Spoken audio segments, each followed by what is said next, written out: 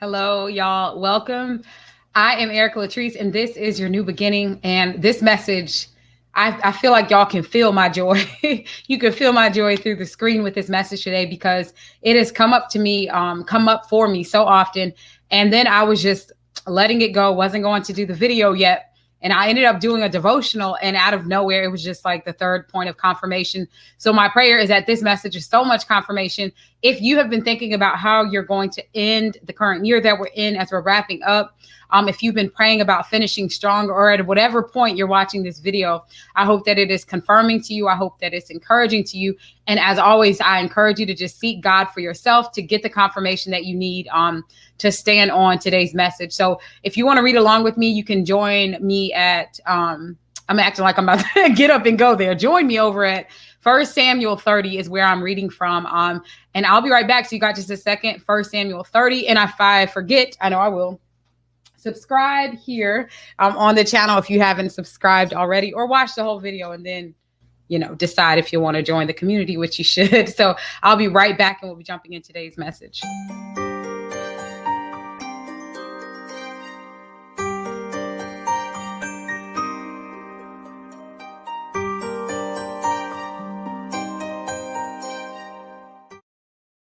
All right, so y'all, let's jump in. This message has encouraged me so much. If you have, again, been looking for confirmation, what do you do right now? We've gotten into a time where, again, there's so much going on. I've talked about this with all the things going on around us. I even put a video out about a dream that I had where people were running around chaotically in grocery stores. Prices were increasing. There's so much that has us in a place where we can be distracted, we can be fearful, we can be stressed out. But I'm telling y'all, this message today, really just, it hit home for me, and it was just so encouraging. So it is 1 Samuel 30. If I butcher any of these names, just again, read it. You can read it for yourself to make sure that you get the correct pronunciation. But this is about the Amalekites raiding Ziklag. On the third day, David and his men arrived in Ziklag, and the Amalekites had raided the Negev, attacked Ziklag, and burned it down. They had taken captive the women and all who were there, both young and old. They had not killed anyone, but they carried them off as they went on their way. So basically, the Amalekites have taken everything. So when David and his men came to the city, they found it burned down. Their wives, their sons, their daughters had been taken captive. So David and the troops with him lifted up their voices and wept until they had no strength left to weep. So David gets back, like they come back and everything is gone. Their children are missing. Their wives are missing. Everything has been snatched. David's two wives, Ahinoam of Zet, I told you I was going to remix some names. This is two of David's many wives. Ahinoam of Jezreel and Abigail, the widow of Nabal of Carmel, had been taken captive. And David was greatly distressed because the people spoke of stoning him, because the soul of every man grieved for his sons and daughters. But David found strength in the Lord his God. There I could go, like, I'm not even going to go deep into the story of David. As we all know, David as like old school people in my family say, he had some stuff with him, but he always went back to God. He always trusted God. As we see, he found his strength in the Lord. And imagine everyone being so upset. Like, David, we're losing everything. And we see this right now when people are in a place of power, and it's just so easy. Like, there needs to be someone to blame. So David is getting all the blame. Like, you slept on this. We have lost everything. What's going on? So David says to the priest, Abiathar, the son of Ahimelech, bring me the ephod. So Abiathar brought it to him, and David inquired of the Lord, should I pursue these raiders? Will I overtake them? So David brings it to God. Many of you have been in this season. It's just hard to even just hone in on this message because it's so good to me. But so much has been lost for many people, or things haven't gone as we thought they should go, or things didn't go as planned. So now David's like, look, I lost everything. And he immediately takes it to God. Should I pursue these raiders? Will I overtake them? And for many of you, you may be asking that question. That could very well be your prayer right now. Should I go back and get what was taken from me? Should I still keep pursuing this dream? Should I still keep trusting you for this, God? Should I still keep standing on this promise? Will I be able to receive it? That's basically what he's saying. Will I overtake them? Because if not, I'm going to grieve. I'm going to let it go. And God replied to him, pursue them, the Lord replied. for you will surely overtake them and rescue the captives. So David and his 600 men went. I'm just going to stop right there. They went and they ended up recovering all. It's kind of long, but I would encourage you to read it for yourself. 1 Samuel chapter 30. But I wanted to get to that point that oftentimes when God has given us a promise, and there are things that many of you watching right now, you've been praying for, you even started this year out or at whatever time you're watching this, just seeking God on behalf of different things in your life, seeking God on behalf of different, whatever, healing, promotion, peace of mind, no stress, lowered anxiety, just trusting in God, even for provisions, as we're in a time where many people are speaking that provisions are being limited and things of that nature. And so being in that position, it's easy to grow weary. And I can only imagine when David came to God and asked, should I pursue these raiders? When you keep losing enough, and if any of you all can relate to this, when you've lost enough, you're like, look, the relationship was taken, the home was taken, the food was taken, everything was taken. For him, it was his children, his wives, everything gone. And it's easy when you're in that place to get so frustrated or feel so defeated that you want to just throw in the towel and say, you know what, should I even pursue? Should I even try to get back what was taken? Should I even try to take back what was stolen? And John 10:10 reminds us that the thief comes to steal, to kill, and destroy. But I've come that they may have life and have it more abundantly. Like literally, Jesus came for us to have that abundance, for us to be in a posture, to be in a position like David, where when the things were taken, he didn't just go and grieve. He grieved, but he immediately leaned on his strength coming from the Lord. He didn't try to rely on his own ability. He didn't try, and I did a message about this, to just stay up a little bit later and get up a little bit early and just, stew and try to figure this out. I'm telling you right now, the marching orders for whoever this message is intended for, and I'm very intentional when I say who it's intended for, because it may very well not even be intended for you. But that's why I say to seek God for yourself, because when this verse came back up for me, it was confirmation. It wasn't the first time I'd seen it. It wasn't the first time that Holy Spirit was leading me in this area. But it's time for many of you to get up and recover all. What the enemy has stolen from you, what's been taken from you. Now is not the time to sit back and grieve. Now is not the time to sit back and point fingers. And there were many people that wanted to just grieve. They wanted to put the blame on someone. They wanted to just sit back and say, well, David, it was your fault. But David did what I believe many of us should, I believe all of us, 100%, not many of us, every single one of us should do. Find our strength in the Lord. And that is verse 6. But David found strength in the Lord, his God. And so he was able to take it to God. And there are things that you have been believing God for. There are promises that you've been standing on. There are needs that you actually have. And God is able to meet your needs. God is able to strengthen us, even in a time where we should be grieving, even in a time where it looks like things are falling apart. When we find our strength in the Lord, as David did, he conquered all. He recovered all. And he said, Lord, should I pursue these raiders? Will I overtake them? For many of you, and this is why I know this message is so specific for those of us who need it. I feel like I'm probably going to go back. I'm going to go back myself and rewatch this. For many of us, it's hard to take that step. So we need, it's like, God, give me confirmation. David is like, look, I'm willing to do it. I'm willing to go back after these things. But God, can you confirm for me? Please, can you just let me know, am I going to win? This message is for you when God has already confirmed it for you. God has already given you the promise. Holy Spirit has already spoken it to you. The vision has already been given to you.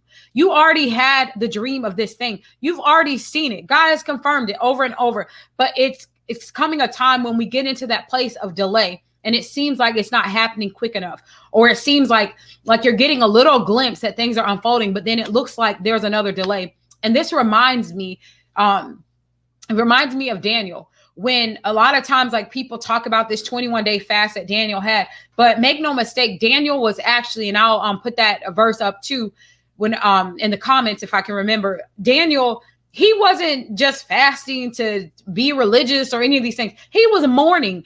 This man was in a period of praying and waiting on God because he needed an answer. He needed clarity. And then when the angel showed up with the message, he said, man, I would have been here. Well, he probably, he didn't say it quite like that. Man, I would have been here. But the angel was like, Daniel, look, I say this all the time. I'm giving this is the air conversion. Please read the word for yourself, because this is my how I'm reading it.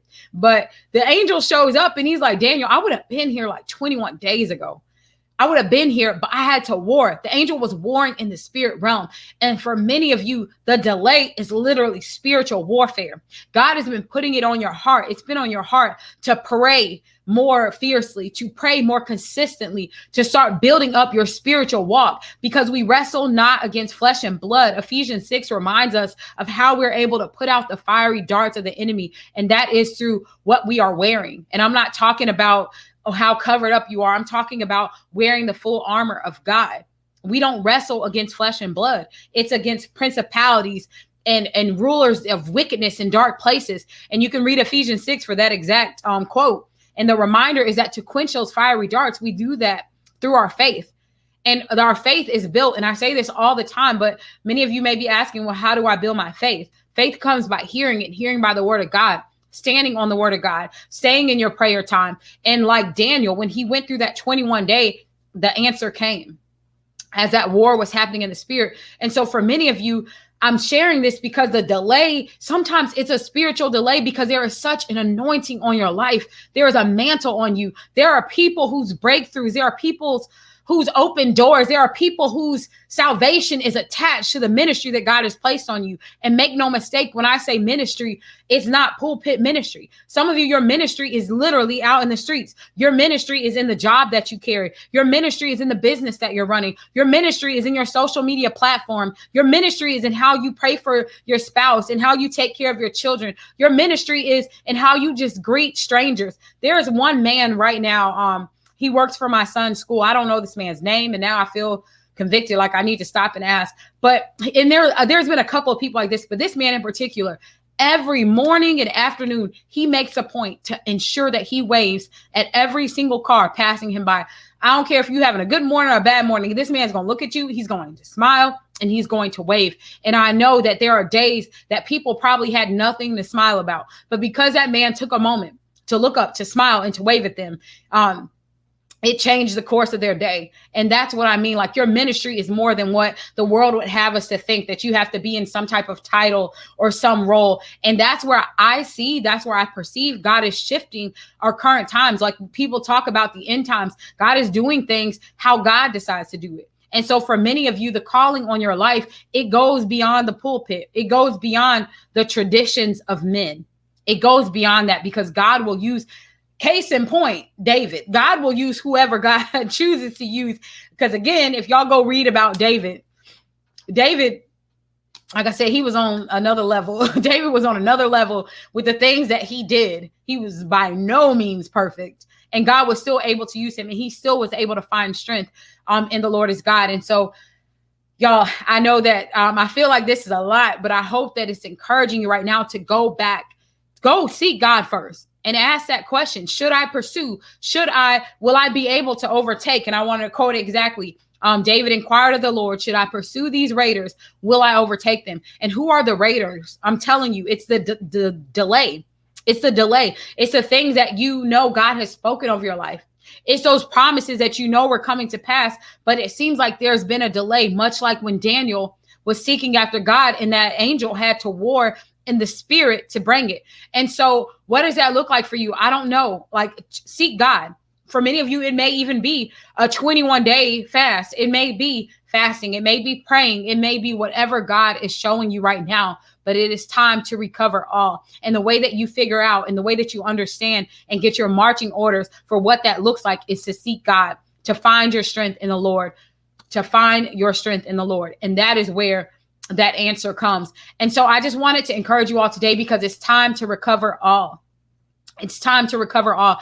Too much has been taken out of our hands, or too many things have been delayed. And many of you are feeling, many of us, I won't just say y'all, many of us can get to that place of feeling defeated. We can start feeling like and wondering, God, should I even care anymore? Should I even trust you for this thing anymore? Should I even be standing on the promise? Should I even be believing for the promise? I'm telling you, the answer is seek God and ask God, will you be able to overtake them? And that in and of itself was enough for David to go. And that's why I stopped on that point. David and his 600 men went. Too many of us, when God says, yes, go get it, it's yours. Pray for that person. Pray for that promise. Stay consistent. Seek me daily. Clear, how I talked about cleaning house. Get your things in order. Prepare your provisions. Consecrate yourself.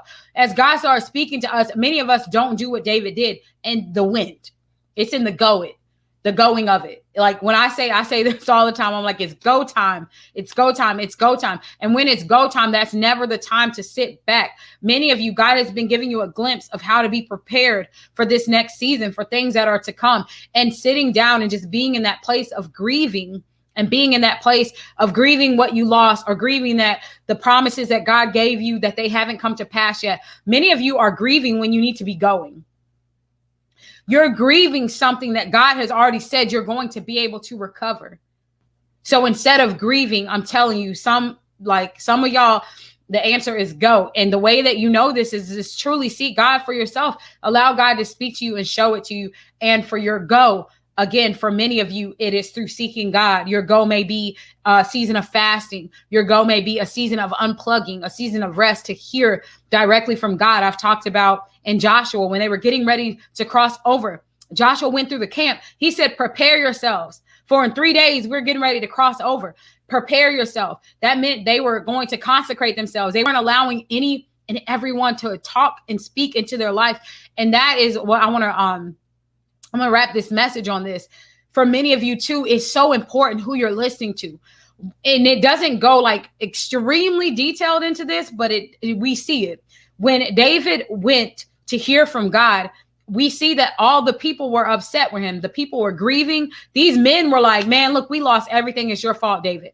It didn't say that David went and started talking about his haters. Granted, he didn't have Facebook or YouTube or something, but it didn't say that he went online and started, updating his reels and his stories and TikTok and Snapchat and stuff and talking about them. It said he went to seek God. So we have to be very careful when we're in that position to get ready to cross over, when we're going back to recover. God is a restorer. If you have not heard my testimony, I put out a few of them at this point. So any of them, just go listen to it. But it's confirmation. God is truly, truly a restorer. And so when in that time, he didn't listen to everyone, and you really cannot get caught up listening to everyone. And I've learned this even in this season. Too often we can be quick to need a second opinion, a third, a fourth, a fifth. And I would like to think for many of you in that 21 days or 10 days or 7 days or whatever God is speaking to you of consecration, it may very well be a marching order for you to stop talking to everybody. Maybe even for you to stop talking to anybody for a season, so you can hear clearly for what God is saying, because people, family, friends may even mean well. They love you. They mean well. They're trying to, encourage you and saying something that can literally walk you directly out of God's promise for your life. And again, and I've said this several times, for many of you, God has literally been stripping things and people away from you. And it's because I did just put this video out. I'm going to try to link all these videos up here or somewhere, people point. It's time for an upgrade is why. And God is removing you out of certain relationships, certain circles, certain environments, because for where you're going, any and everybody can't go with you. In fact, everyone didn't go with David. They were specific about the 600. And I feel like that number went down even more. And if you need confirmation of that, look up the story of Gideon, because I feel like Gideon was down to like half a person. It was like if they dip their head and look to the left when they drink water, they can't come with you. And so sometimes too, God will just narrow out your circle. And you may feel like you may be in a season right now where as you're going back to recover all, maybe you don't have a bunch of people in your corner, but understand that it's like, it's in those moments that God can truly speak to us. And yeah, so y'all, that is the message that I have for you all today. I pray that it encourages you. If someone came to mind as you were listening to this, definitely share it with them. As I told you before, to get this started, subscribe here to the channel. That is one of the greatest ways that you can support this channel wherever you're watching this. And if you want to stay connected with me, you can do so across social media at Erica Empowers. I feel like I'm sniffling because it is so cold. It's so cold today where I'm at. But yeah, so that's it, y'all. That is the message. Recover all, recover all, recover all. Do not hesitate in this time. do not delay. And this is just to wrap this up. A thought just came to me of a dream that I recently had. And in the dream, basically, I was trying to get in the car and drive cross country, but I had a plane ticket. And instead of me just hopping on the plane, I was like, no, I'm a little nervous about that. I'd rather take the car. Some of you, your delay is coming because you're literally choosing the scenic route out of fear. And we know that fear and faith can't cohabitate. Out of fear, you're choosing the scenic route. You're choosing the delay because you don't want to do the risky thing. You don't want to do the obedient thing that may be uncomfortable for a season. And to me, flying is uncomfortable. That turbulence, boy, that takeoff, all of that is uncomfortable. But once you hit that cruising altitude, like, you are going to get there further. You're going to get there so much faster. And that's what's at stake for many of you. So if that relates to you, if you can relate to that, I also have another video about it will happen, fast. So check that out if you want more about what I'm talking about with that as well. All right, y'all. So that is officially, that's the message. That is it. Wrapping it up in a bow. Again, stay connected with me across social media at Erica Empowers. As I'm always telling you all, go out and make today. You can't do anything about yesterday. Tomorrow's not here yet, so you can't worry about that. Go out and make today amazing because it's absolutely a choice. Take care.